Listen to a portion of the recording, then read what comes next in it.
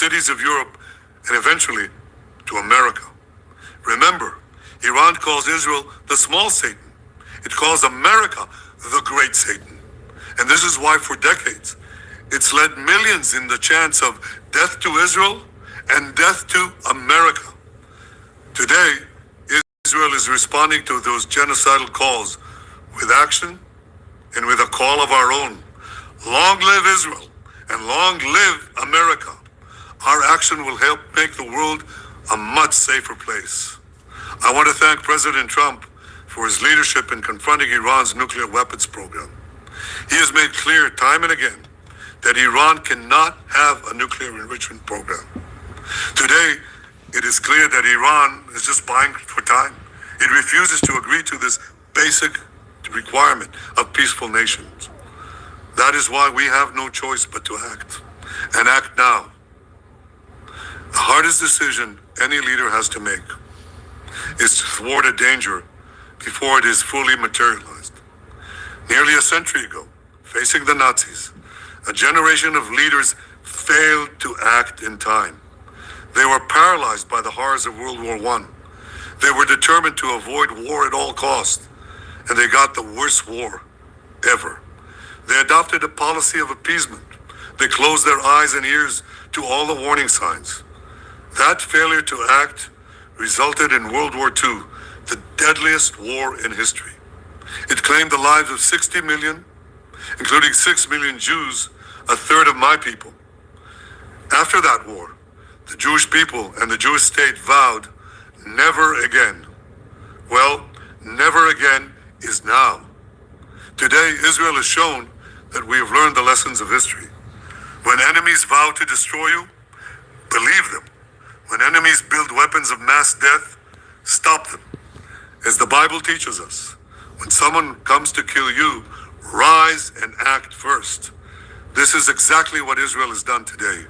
We have risen like lions to defend ourselves. Over 3,000 years ago, Moses gave the people of Israel a message that has steeled their resolve ever since. Be strong and courageous, he said. Today, our strong and courageous soldiers and people stand together to defend ourselves against those who seek our destruction. And by defending ourselves, we defend many others, and we roll back a murderous tyranny. Generations from now, history will record that our generation stood its ground, acted in time, and secured our common future. May God bless Israel. May God bless the forces of civilization everywhere. Thank you. You know how important a garage or a shop is. 3 countries have condemned Israel's actions, but is that enough? And what do they all stand to lose if the conflict spirals out of control? This is Inside Story. Israel's actions, but is that enough? And what do they all stand to lose if the conflict... Will Russia, Turkey, and China provide support to Iran in its conflict with Israel? The 3 countries have condemned Israel's actions, but is that enough? On the program, I'm Adrian Finnegan. It is a conflict that has the potential to ignite the entire Middle East. Israel has been attacking Iran, saying that Tehran's nuclear program poses an existential threat. Iran, for its part, has responded with a barrage of retaliatory attacks while insisting that its nuclear program is for peaceful purposes. But now, with the 2 sides launching missiles and drones at each other, what role can the global community play? China, Russia, and Turkey have condemned Israel's actions and called for diplomacy. Beijing and Moscow maintain economic and political ties with both Iran and Israel. So, what, if anything, can these powers do to end the conflict? That is, there a shift in dynamics in the region? We'll put that to our guests in just a moment. But first, Imogen Kimber reports. Israel continues to target Iran. And Iran is returning fire, hitting Tel Aviv and other cities. As the battle intensifies, major global and regional powers, including China, Russia, and Turkey, have spoken out against Israel, who initiated the conflict. Vladimir Putin condemned Israel's military operation against Iran and expressed serious concern about a possible escalation of the conflict, which would have unpredictable consequences for the entire situation in the Middle East.